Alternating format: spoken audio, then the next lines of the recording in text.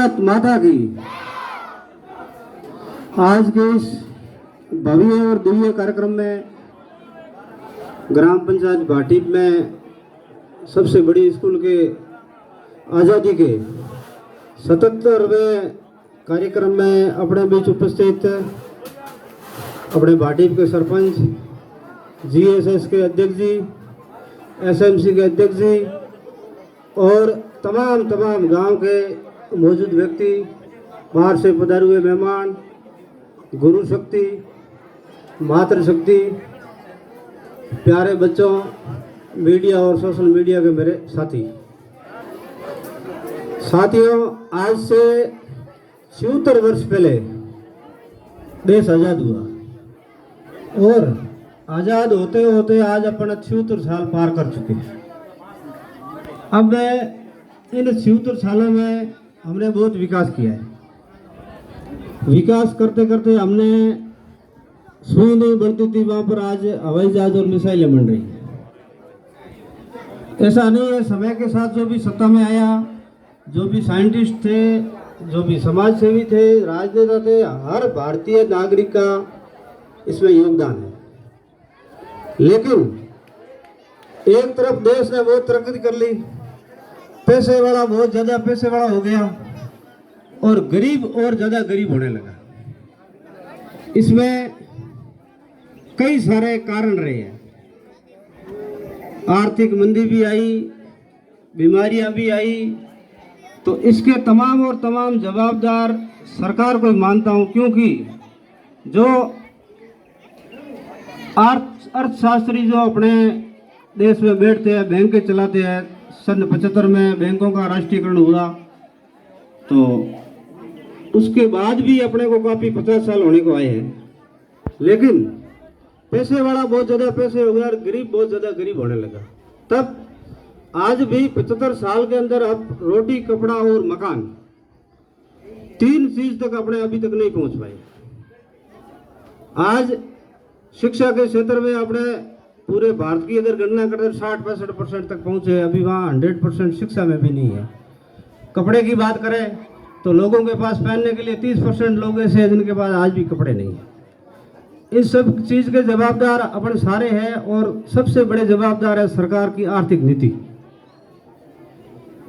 अब बात आई मकान की, तो आप आज देख रहे हो अपने 100% मकान पे भी नहीं पहुंचे, क्योंकि सरपंच साहब की लिस्ट होगी, सरपंच साहब के पास आज भी लोग मकान मांग रहे हैं। प्रधानमंत्री आवास है, मुख्यमंत्री आवास है, पता नहीं क्या क्या योजना चल रही है, तो मकान तक नहीं पहुंचे। लेकिन कुछ लोग बहुत जल्दी मकान तक पहुंच गए, कपड़ों तक और रोटी तक पहुंच गए, तो उसके बीच में एक आर्थिक आतंकवाद और आ गया। इसके बाद मैं लोकल विकास की भी बात करूंगा, अब मैं राष्ट्रीय लेवल की बात कर रहा हूं। तो आर्थिक आतंकवाद ऐसा आया कि पैसे वाला बहुत ज़्यादा पैसे हो गए। अब आपको पता ही है कि जिनके पास पैसा अगर बहुत ज़्यादा आएगा तो कहीं ना कहीं वो उल्टे सीधे कामों में लगेगा और फिर उन पैसों के माध्यम से अधिकतर पैसे वाले और अपराधी लोग राजनीति में घुस गए, इस व्यवस्था में घुस गए। अब जो जिस सेक्टर से आएगा, जैसे मनमोहन सिंह जी अर्थशास्त्र सेक्टर से अपने बीच में आए थे, तो जाहिर सी बात है कि वो अर्थशास्त्र की बात करेंगे। जो आदमी कविता के माध्यम से, समाज सेवा के माध्यम से कैसे भी लोग आएंगे तो वो अपनी छाप तो छोड़ जाएंगे। अब आप सोचो कि आतंकवादी लोग और बदमाश लोग जब इस व्यवस्था में आ जाए तो आप क्या कल्पना कर सकते हो कि भाई समाज सुखी रहेगा? उसमें कहीं ना कहीं आप और हम सब लिप्त हैं, सच्चाई को स्वीकार करना चाहिए। तो आर्थिक आतंकवाद बहुत घातक है और उस आतंकवाद ने दिल्ली से शुरू करके भाटीप तक आ चुका है। अब आप और हम लोग सभी इससे पीड़ित हैं, लेकिन इस और आप सबको सोचना पड़ेगा।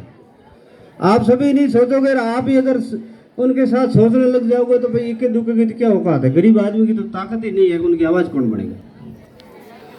अब दूसरा, उस आर्थिक आतंकवाद से राजनीति में आए, राजनीति में आके वो नेता बन गए और नेता बनने के बाद वो अपनी परिपाटी इस समाज में प्राप्त करना चाहते हैं।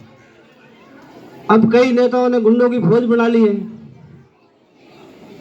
काले कांच की शीशों की गाड़ियां ले आए और उस गाड़ियों में सफर करते हैं।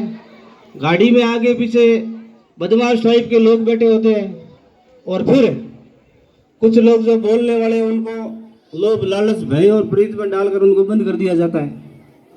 और फिर वो कहते हैं गुरुजी तो गुड़ खाए और दूसरों को उपदेश देकर ऐसा नहीं करना चाहिए। ये नहीं, देखो सच्चाई को स्वीकार करना पड़ेगा। अब आज अपना क्षेत्र इस चीज से पीड़ित है, मुझे कहने में कोई आपत्ति नहीं है और किसी को अपने विचार दबाने भी नहीं चाहिए। ये मेरा भाषण इंटरनेशनल लेवल तक जाएगा, सुने, उनको सुनना चाहिए। अब एक अपराधी व्यक्ति को जो किसी भी कारणवश मौत का शिकार बनता है, उसको अपने स्वार्थ के लिए, मैं तो कहूँ मेरे स्वार्थ के लिए भी मैं जातिवाद करके और उस व्यक्ति को पोस्टर बॉय बनाता हूँ। जैसे आपने बीच में सुना होगा, जो पढ़े लिखे लोग हैं, कि कश्मीर में एक बुरहान करके कोई आतंकवादी की मौत होती है और उस पर जश्न मनाया जाता है। फिर भारत सरकार उनके खिलाफ कार्रवाई करती है कि भाई उसके जनाजे में कौन कौन गए, वहाँ लाखों लोग इकट्ठे होते हैं और उसको पोस्टर बॉय की संज्ञा दी जाती है कश्मीर में। तो उसका छोटा रूप अपने यहाँ भी पनप रहा है। साहब, आपको लोग वोट इसलिए देते हैं, वोट हमको लोग इसलिए देते हैं कि हम गरीब आदमी की और समाज की बात करें। जो यहाँ अंदर बदमाशियां गड़बड़ कर रहा है, ताकतवर व कमजोर को दबाएगा, ये तो सिस्टम है मनुष्य जाति में। और जहाँ जहाँ मनुष्य वहाँ विवाद है, तो लोग अपने को वोट इसलिए दे रहे हैं कि अपने उसमें सामाजिक सुरक्षा और विकास की बात करें। अपन अपनी प्रोफाइल बड़ी कर रहे हैं, गुंडों का सरदार बन रहे हैं और गुंडों के अंदर अपने समझौता करवा रहे हैं और फिर उनका सरदार बन रहे हैं और फिर उस चीज को आप समाज में लाना चाहते हो। क्या साबित करना चाहते हो? आपको वोट लोग किस लिए दे रहे हैं? आप एक समाज के नेता नहीं हो। मैं यहाँ से भाटीप से जीता हूँ तो मैं एक जाति का नेता थोड़ी हूँ। 36 कौम के भाइयों ने वोट दिए, बेचारों ने जाग जाग के, कितनी मगजमारी से यहाँ वोट आते हैं।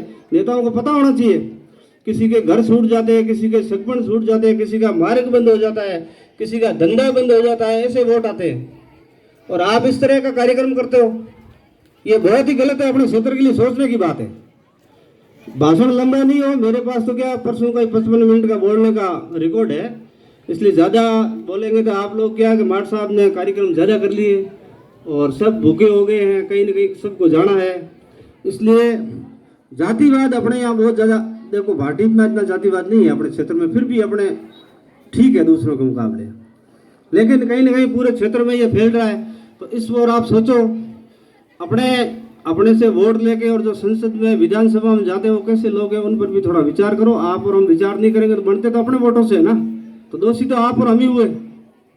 अब इस नेताओं की प्रोफाइल चमकाने के चक्कर में कई युवा चक्कर में पड़ जाते हैं, उन पर हाथ रखते हैं, थपथपी देते हैं, तो वो सोचता है कि भाई नेता, अरे नेता तो साहब कब पीछे हट जाएगा पता ही नहीं चलेगा।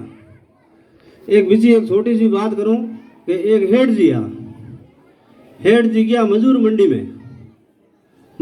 में जान के हो गया कि हमारे घरे काम है, कहते 4 जना हालो। तो मजूरों के हेटा पैसा कतरा दो, तो कह थाने राजी करिए। अरे पण के राजी करें को तो करी कतरा के थाने राजी करें ना, साढ़े नहीं मिलूँ तो बड़े मुँह के बाणियारी औलाद नहीं हूँ। तो बे कहो यार हेट है, आप मांग हो 200 रुपये क्यों मांगा, हेट कटा कतई टेगी। वो गया दिन भर काम करायो, शाम का हेड जी कनाया जो बांगे गिलगिली करे खाक में, गिलगिली करे का हंसिया अभी राजी गया भाई, गिल्ली करे तो सोई आई। अरे वे के हेड के भाड़ो मैं तो नसड़िया राजी की तो उनका बापड़ा बिना पे मेल काटे। जो युवा है काली गाड़ी लीडर काले कातड़ा फिरे ए ही नेतांगा ही शिकार बने, बाकी मरे कौन हिड़ते, नेताओं के चक्कर में मरते। तो मेरा इनसे संदेश है, आपके पीछे परिवार है, घर है, नेता तो आज है कल चला जाएगा। आप अपना घर परिवार क्यों बर्बाद कर रहे हो उनके पीछे? ठीक है नीति की बात हो तो उनके साथ रहो, 19-20 कर लो यार, 24 घंटा आप उनके चक्कर में क्यों पड़ते हो? मेरा एक युवाओं को संदेश है। अब मैं लास्ट बात करूंगा लोकल विकास की। तो बात करें 2020 की, सबसे पहले मैं मेरे ही कहूँगा, फिर सरपंच साहब को थोड़ा लपेटे मिलूंगा। तो जैसे मुझे तो ऐसी उम्मीद थी कि भाई मुझे प्रधान बनाएंगे, और उस लेवल पे काम हुआ और उस लेवल पे खड़े हुए और उस लेवल पे सारा मैनेजमेंट हुआ यार। करीब करीब जो मेरे साथ रहे हैं उन सबको ही पता है कि भाई इनको प्रधान बनाएंगे, लेकिन कारण कहीं रहा होगा जिसमें आर्थिक है, राजनीतिक है, सामाजिक है, पता नहीं क्या कारण रहा होगा।